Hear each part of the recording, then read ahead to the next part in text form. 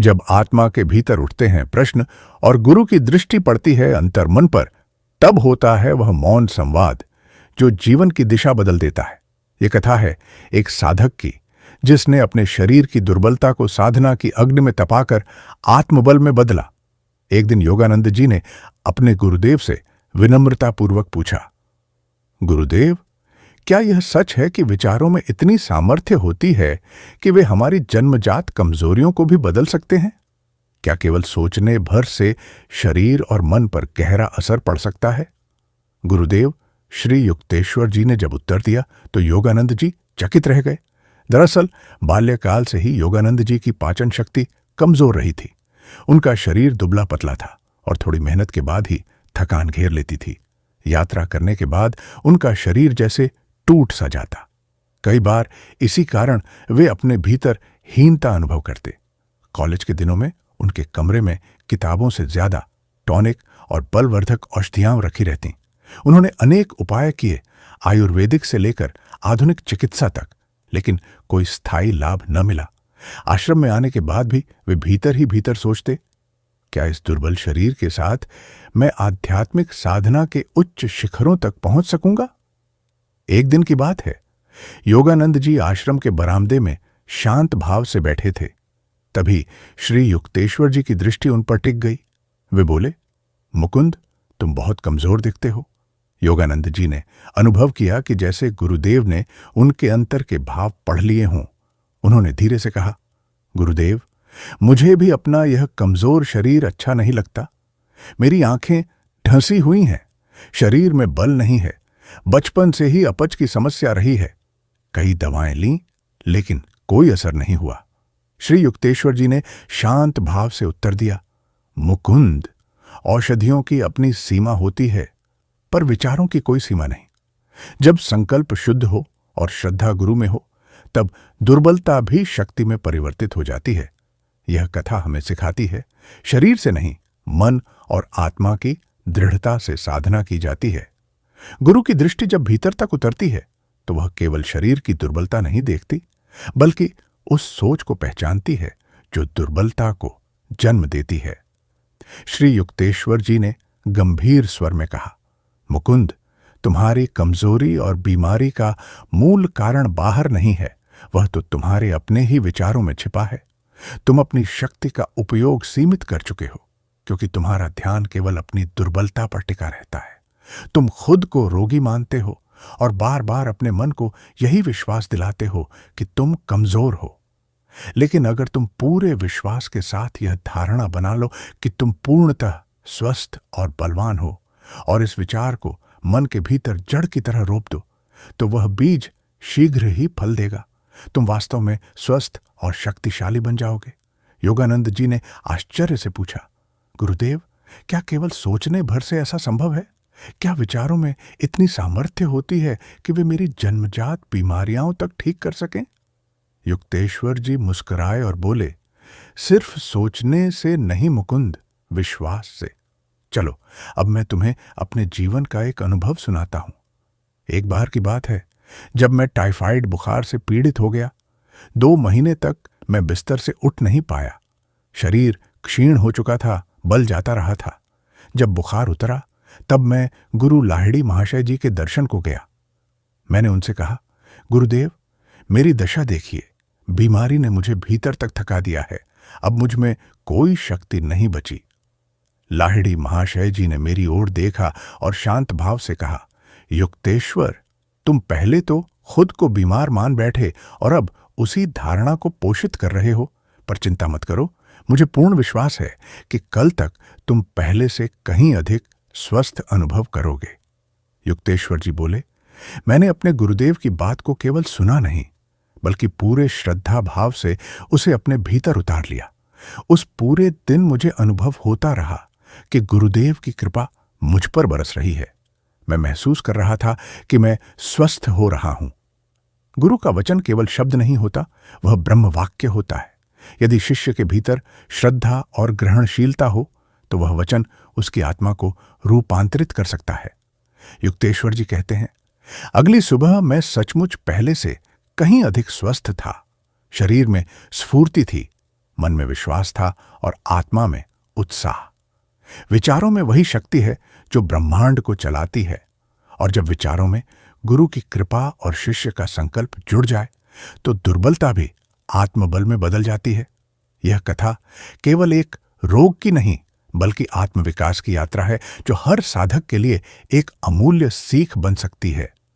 गुरु के वचन कभी कभी चुनौती के रूप में आते हैं, पर भीतर छिपी होती है एक गूढ़ शिक्षा जो आत्मा को पूर्णता की ओर ले जाती है।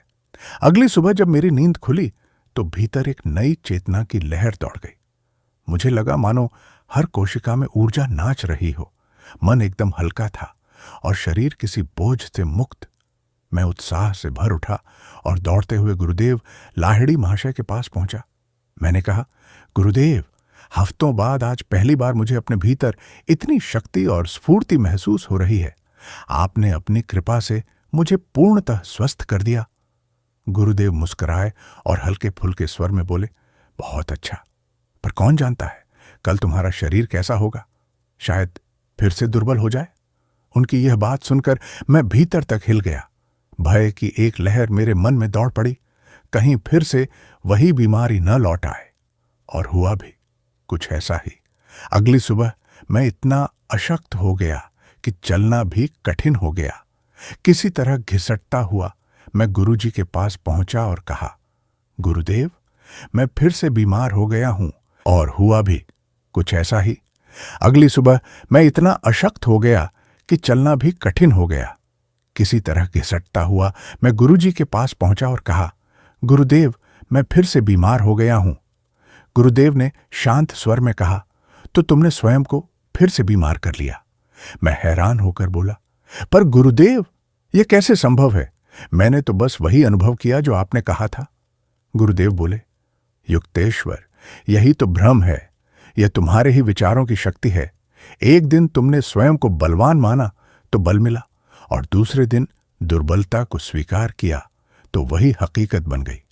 मैंने पूछा, तो क्या यदि मैं यह दृढ़ निश्चय करूं कि मैं स्वस्थ हूं और मेरा शरीर संतुलित और बलवान है, तो वह सच हो जाएगा? लाहिड़ी महाशय गंभीर हो गए। उन्होंने कहा, शरीर वास्तव में मन से ही निर्मित है। शरीर चेतना की अभिव्यक्ति है। जैसा तुम्हारा विश्वास है वैसा ही तुम्हारा शरीर बन जाता है।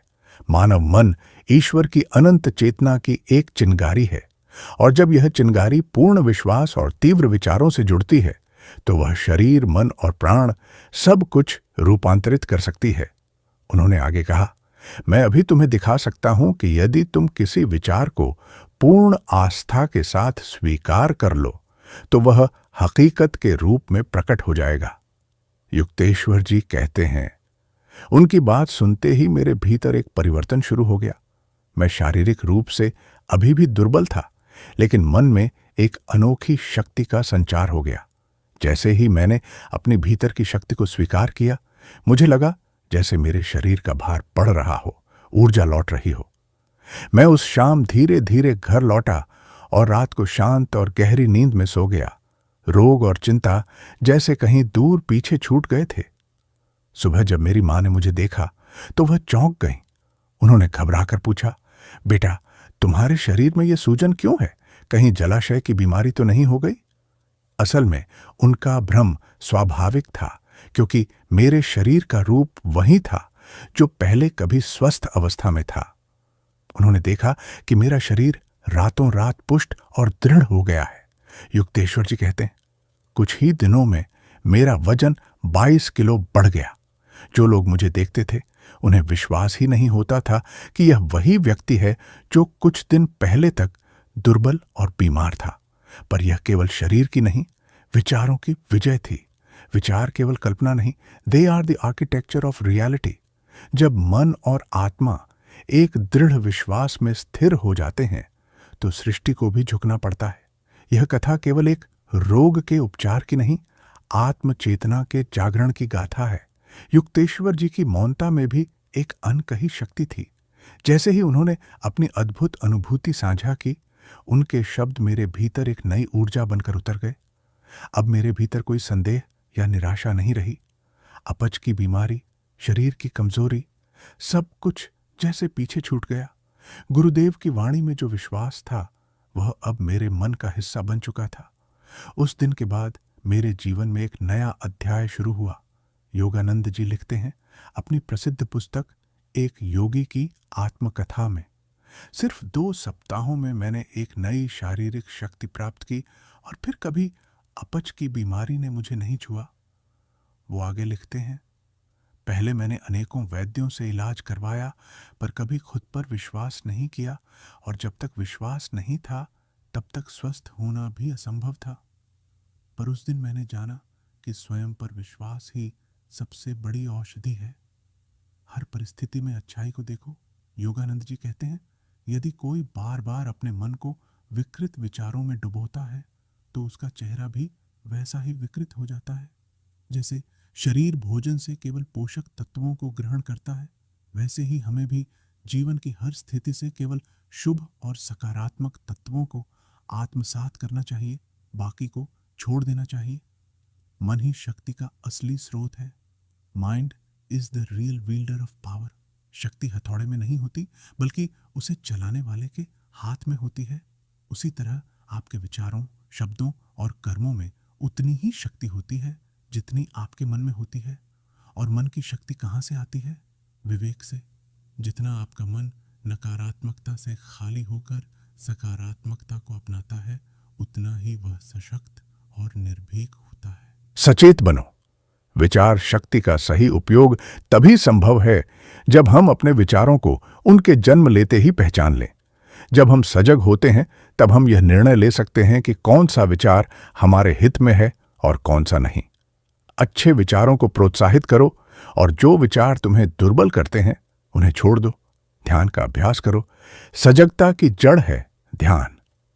ध्यान तुम्हें उस स्थिति में लाता है जहां तुम बिना किसी जजमेंट और रिएक्शन के अपने भीतर उठते हर विचार को देख सकते हो। यही देखना तुम्हें धीरे धीरे उच्च चेतना की ओर ले जाएगा। ध्यान में हम नॉन जजमेंटल अवेयरनेस का अभ्यास करते हैं, जहां विचार आते हैं पर हम उनके शिकार नहीं बनते। तभी हम अपने विचारों को चुनने और बदलने की शक्ति प्राप्त करते हैं। विचार सिर्फ भावनाओं की लहरें नहीं, they are the seeds of your reality. जो तुम गहराई से सोचते हो वही तुम अनुभव करते हो, और जब तुम्हारा मन जागरूक, सकारात्मक और विवेकशील हो जाता है तब तुम केवल स्वस्थ ही नहीं होते बल्कि दिव्यता के साक्षात्कार की ओर भी बढ़ते हो। जिस क्षण हमारी चेतना ऊपर उठती है उसी क्षण भीतर अलर्टनेस जागती है, और यहीं से आरंभ होता है हमारे विचारों के चुनाव का सचेत अधिकार। यही कारण है कि ध्यान, मेडिटेशन विचारों की शक्ति को जागृत करने का आधार है। परंतु केवल सजग होना ही पर्याप्त नहीं। हमारे मन को निरंतर बाहर के शोर और भीतर की अस्थिर इच्छाओं से चुनौती मिलती रहती है। इस उतार चढ़ाव में मन थकने लगता है, कमजोर पड़ता है और फिर वह शक्तिशाली विचारों को संभाल नहीं पाता। तो समाधान क्या है? कंसंट्रेशन। परमहंस योगानंद जी कहते हैं, एक शक्तिशाली और उच्च विचार को पकड़ो, जैसे मैं मन का स्वामी हूं, यह मुझे छू नहीं सकता, या मैं ऊर्जा और आनंद से भरा हुआ हूं। इस विचार को बार बार सोचो, उसका चित्र देखो, उसके भाव को शरीर और मस्तिष्क में अनुभव करो। जो तुम पाना चाहते हो उसे अपनी दृष्टि से ओझल मत होने दो। यही ध्यान है, यही प्रार्थना है। और जैसे जैसे यह अभ्यास गहरा होता है, मन की सारी ऊर्जा एक दिशा में बहने लगती है, और तब तुम्हारे विचार इतने शक्तिशाली बन जाते हैं कि जो तुम संपूर्ण विश्वास से सोचते हो वह सत्य में प्रकट होने लगता है। समापन। श्रोताओं को संबोधन। तो मित्रों, कैसी लगी आपको आज की यह प्रेरणादायक कथा? यदि यह बात आपके दिल को छू गई हो तो कमेंट में जरूर लिखिए नमो बुद्धाय। और यदि आप ऐसी ही आध्यात्मिक और जागृत करने वाली कथाओं से जुड़े रहना चाहते हैं तो हमारे चैनल को सब्सक्राइब करना ना भूलें। हम फिर मिलेंगे एक नई प्रेरणा, एक नई कहानी और एक नई ऊर्जा के साथ।